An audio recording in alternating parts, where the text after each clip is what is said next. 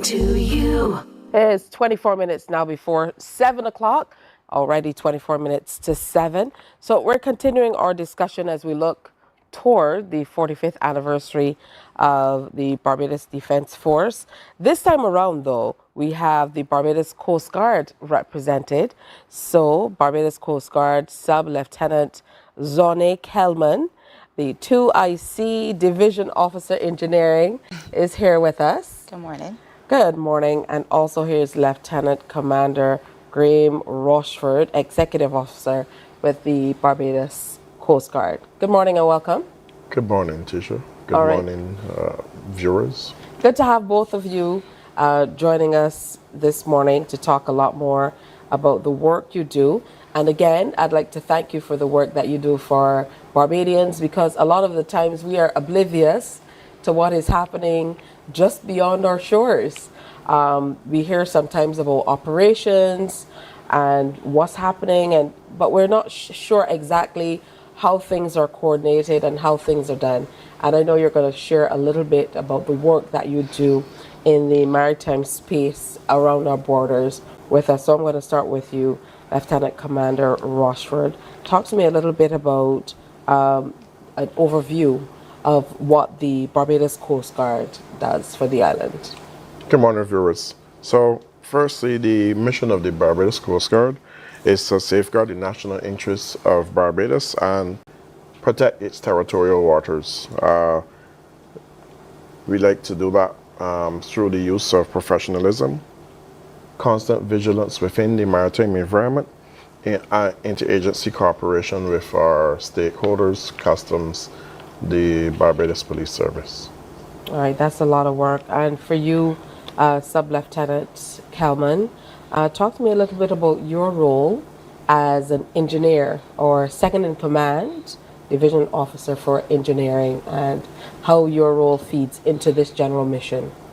Okay, so the engineering division, I would call it the backbone, others would disagree, but we ensure that the vessels are well maintained at all times and ready to do patrols, operations, HADR, search and rescue.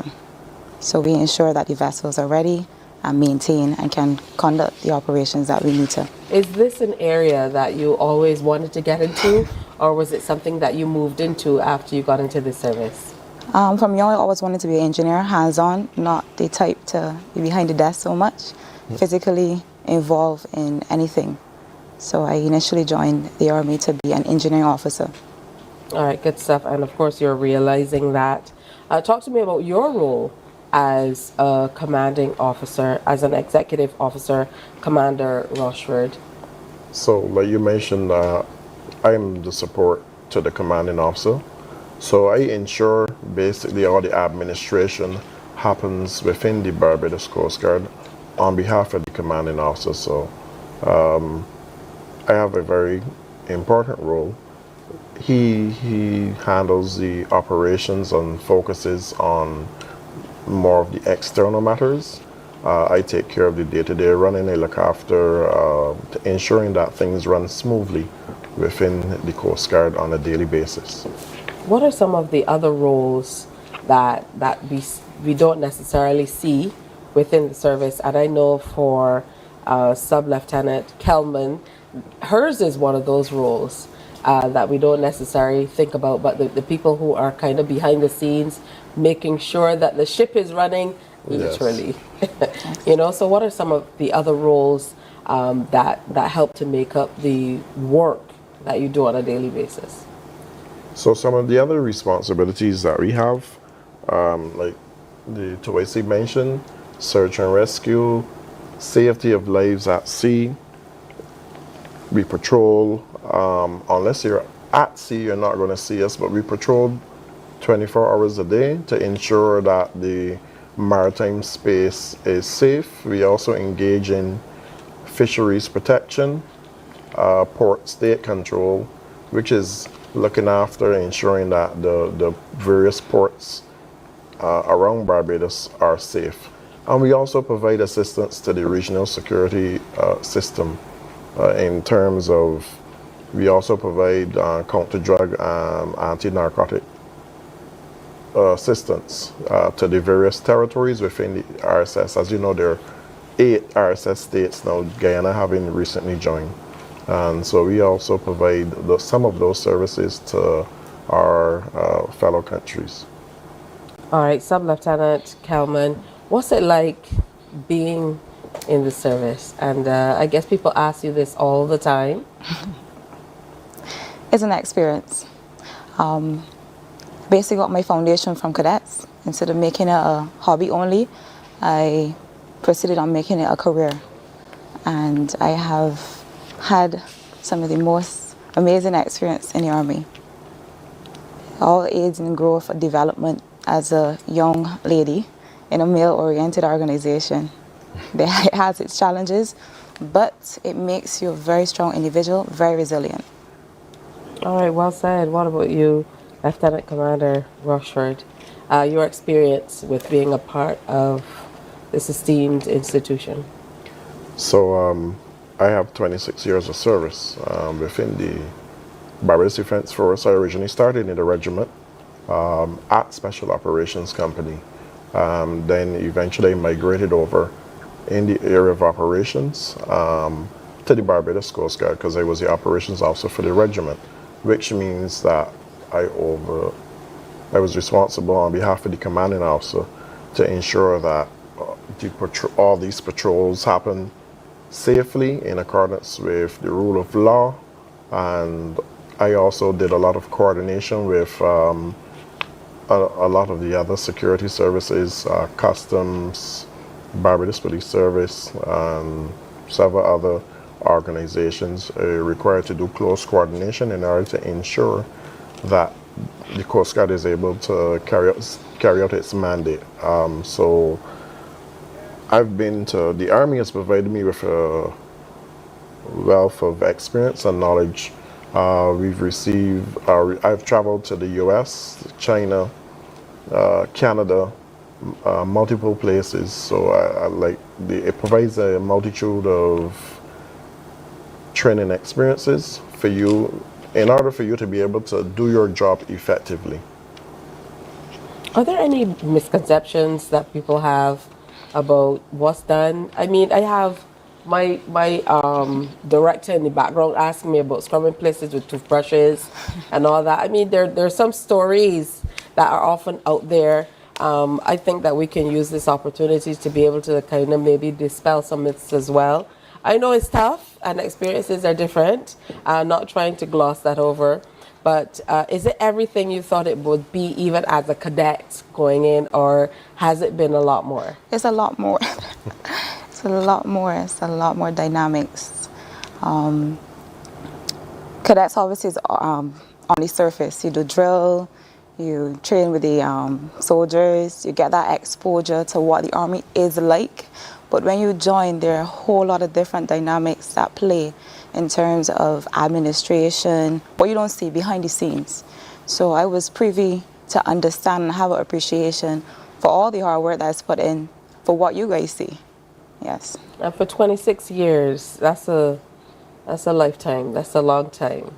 For you, can you share, some of the high points, one or two of the high points for you in being a part of, both parts of the Barbados Regiment? And the Coast Guard. The Coast Guard. Yeah. So, well, the highest point for me is actually service to the people of Barbados. Ultimately, that's why we're here. That's what we do on a daily basis. That's what we're here for. People kind of look at the Army as an organization that is like a fire alarm. Break the glass, pull here in case of emergency. But like the Tawasi said, the Army is multifaceted. It provides a range of opportunities. Okay, so Jamaica, I've done junior staff training in Jamaica. So that teaches you about, it teaches you how to be an officer, how to command troops, how to administer to troops, because it's not just about giving orders, but you also have to look after the welfare of the soldiers and sailors under your command as an officer. And even as a non-commissioned officer, which the sergeant from Paragon was that spoke earlier, he also has a lot of responsibility in terms of administering, looking after the welfare, looking after the well-being of the persons under his command. It's just that I have a greater responsibility in terms of numbers. And at the Coast Guard, you also have to look after the vessels. So, and that's, as she said, why the engineering department is very important. So, I've been to China. No, I did my naval training in China. That was like almost 15 years into my career, whereas she would have started from the beginning within the Coast Guard. So I had to basically learn something new. And that's the thing about the Army. Every day is a new experience. Every day is something new, a new tasking. So it also teaches you how to be flexible and how to be responsible. Let's talk deployment, because that must be, a whole lot of extra challenges that come along with it. From doing your day-to-day duties, then of course you're away from the island, so it draws on different resources from you and from the organization as well. And I know that you guys do, as you mentioned, a lot of work for our Caribbean neighbors too. So your thoughts on deployment and the role that you play in being able to help outside of the island.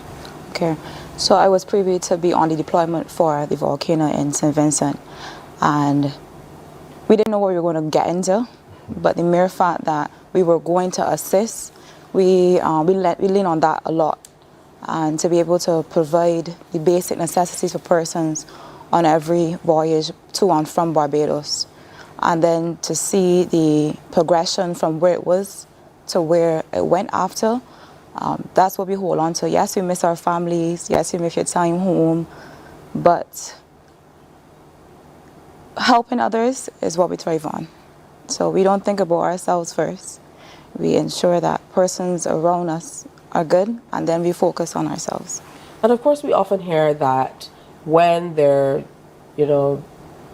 dangerous things that happen, or if we have climate crises, or there's a hurricane or a storm, many Caribbean islands say Barbados was the first to be here.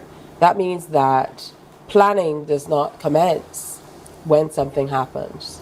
So let's talk about how you prepare for any eventuality, really, to be able to respond in short order in the way that we have been able to over the last few years in particular.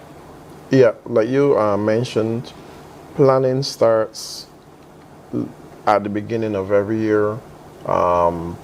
We take into account that there will be the possibility of a need to deploy and assist others.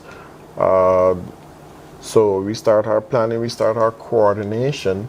The ships, like I said, we do patrolling for RSS. And the good thing about that is that it allows us to have constant communication and also diplomatic ties. So we're able to reach out in the early to get clearance. And we also have to safeguard our own vessels, because if you would have seen what happened with the port and so on, the storm surge posed a significant challenge for the Coast Guard. So we safeguard our vessels first by deploying to some of these other countries. And then once the weather system has passed, the vessels will return. And particularly if they're over like a Category 1 type system, it's best to be safe than to be sorry, because the assets are very important. They're important to us, and they're important to our Eastern Caribbean brothers and sisters. And so we do all of that coordination. We plan our routes. So what route, if we're going to go north to as far as Antigua, if we're going to go south to Trinidad, we do all of that planning in the early in the year. We communicate with the various countries and inform them, hey, if something happens, we'll need to go to visit your port for safe harbor. And also that also allows us, like in the case of St. Vincent and so on, we already have routes and we would have sent communication. So our vessels deploy. And the good thing about having that relationship with RSS is that we deploy to these countries throughout the year. So when there's need for assistance, we would have already done that planning, and we're able to travel there within a short space of time, because all of that logistical work, all of that support and administration that needs to be done is done earlier. So then once we get the call, we're able to move. All right, good stuff. I want to thank you again for securing our borders and, of course, the maritime industry as well, what you do, not only here in Barbados, but certainly across the region. Thank you so much for your service. It's an honor to serve. All right, good stuff. So sharing with us this morning from the Barbados Coast Guard, Sub-Lieutenant Zhane, and I was saying 21C is 2IC, second in command. Second in command. How about that? We're all learning things together. Division Officer Engineering, they have their own language. And of course, also sharing with us today, Lieutenant Commander Graham Rocheford, Executive Officer. And I get to see these guys, you know, when we head out, when there are national things happening, of course, always when we're preparing for the Independence Parade and stuff like that. So it's wonderful to be able to sit down and for us to find out a little bit more as we look toward this 45th anniversary celebration, a little bit more into exactly what they do behind the scenes and operations. And we're going to continue with this throughout the week as well. All right, time for a break. When we come back, we're going to talk about NTI, and we are pressing forward. Morning, morning, morning. Good morning. Good morning to you.